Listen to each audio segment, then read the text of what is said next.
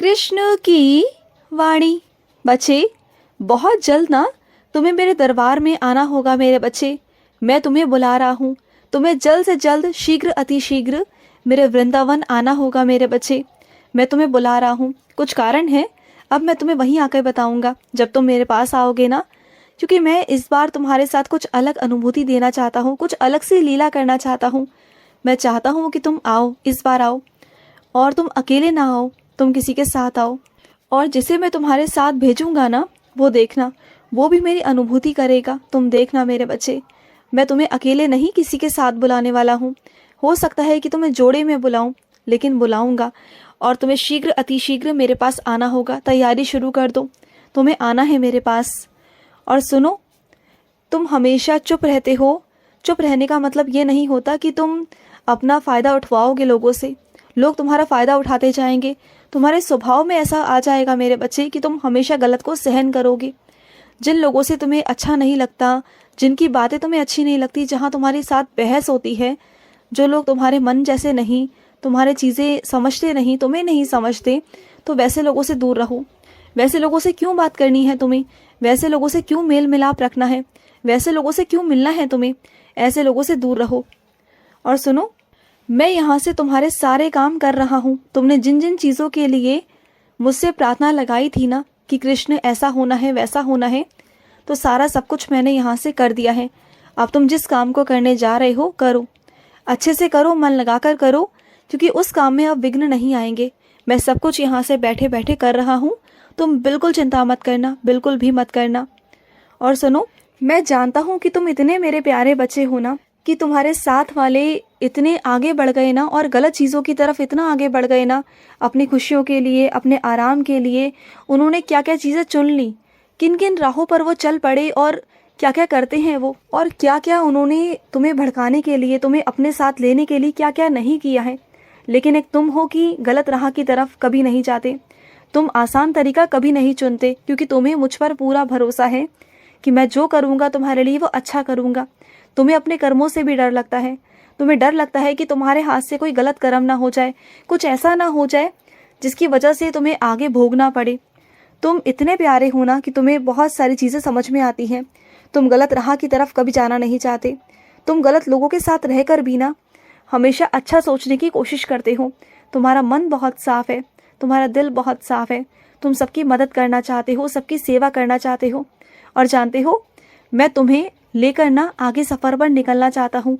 मैं चाहता हूँ कि तुम और मैं मिलकर ना इस दुनिया में बहुत सारे लोगों का सहारा बने, बहुत सारे लोगों की ज़िंदगी में उजाले लेकर आए।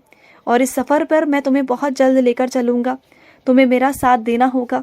तुम्हें मेरे बच्चे बन के ना मेरे और बच्चों का उद्धार करना होगा।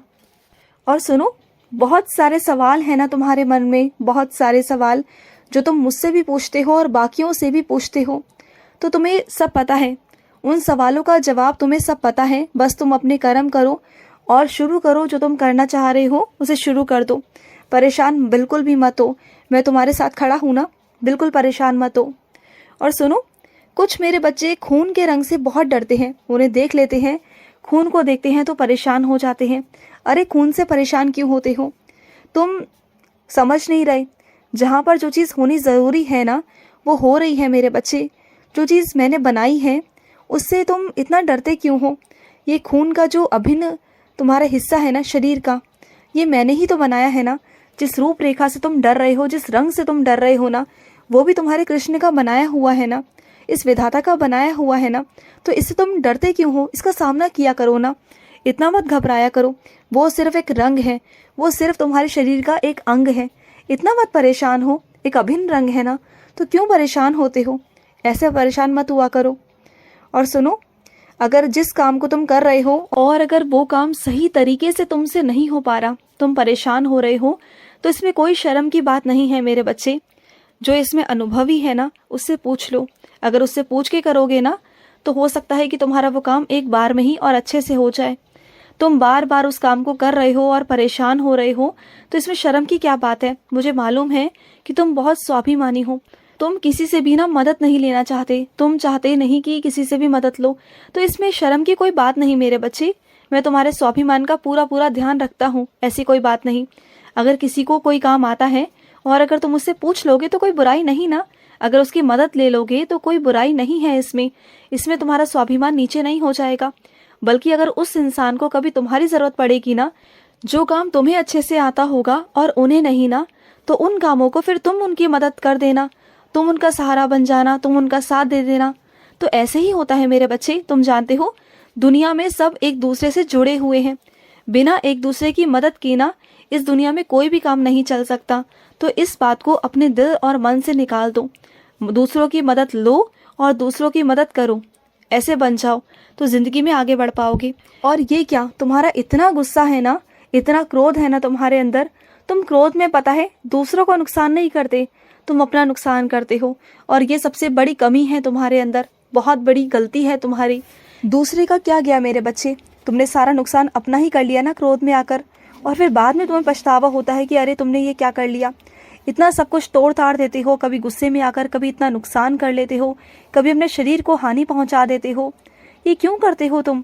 ऐसा बिल्कुल भी मत किया करो। तुम सुनो मेरी बात को, ऐसा करने से क्या दूसरा इंसान समझ जाएगा? वो कभी नहीं समझेगा, वो कभी तुम्हारी बात को कभी नहीं समझेगा और तुम्हें हमेशा गलत ही समझेगा ना। तो सामने वाले इंसान से दूर हो जाओ या उन्हें समझाने की कोशिश ही मत करो ना।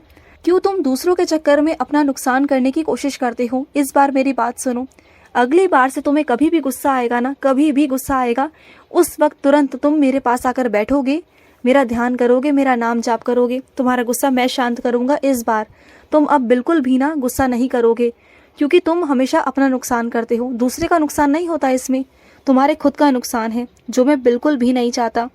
और सुनो, कुछ चीज़ें तुम्हारी अटक रही हैं, कुछ चीज़ों में बहुत विघ्न आ रहे हैं, कुछ चीज़ें कानूनी तौर पर हो रही हैं, कुछ चीज़ें तुम्हें कार्यालय के तौर पर हो रही हैं, और उन कामों में बहुत अड़ंगे आ रहे हैं, तुम बहुत परेशान हो। और अगर वो काम तुम्हारा नहीं हुआ जो तुम सोच रहे हो तो तुम्हें नुकसान हो सकता है। तो तुम चिंता बिल्कुल मत करना, वो तुम्हारा काम मैं बहुत जल्दी करवा दूंगा। 1 महीने के अंदर ही अंदर वो तुम्हारा काम हो जाएगा और उसके बाद तुम जो चाहते हो वो हो जाएगा मेरे बच्चे। और सुनो, कई मेरे बच्चे ऐसे हैं जो नौकरी छोड़ने की बात कर रहे हैं, तो सुनो मेरी बात को, अभी नौकरी मत छोड़ो। जब नौकरी छुड़वानी होगी, जब मुझे तुम्हें अच्छी नौकरी देनी होगी तो मैं छुड़वा दूंगा, लेकिन अभी के लिए मत छोड़ो, क्योंकि अभी तुम जहाँ पर हो ना वहाँ पर तुम्हें बहुत आराम है। मुझे मालूम है कि तुम्हें वेतन बढ़ाना है और वेतन बढ़ाने के लिए तुम नौकरी दूसरी करना चाहते हो, लेकिन ध्यान रखना, आगे जहाँ तुम जाओगे अपने बलबूते पर वहाँ वेतन तो मिल जाएगा, लेकिन जितना आराम तुम्हें यहाँ मिल रहा है ना, जितने तुम आसानी से यहाँ पर काम कर लेते हो, तुम्हारे जान पहचान अच्छी है लोगों से, चीज़ें अच्छी हैं, वहाँ का माहौल अच्छा है ना, तो वहाँ नहीं कर पाओगे। वहाँ मानसिक तनाव में रहोगे, परेशान हो जाओगे, फिर तुम्हें गुस्सा आएगा कि तुमने ऐसा क्यों किया।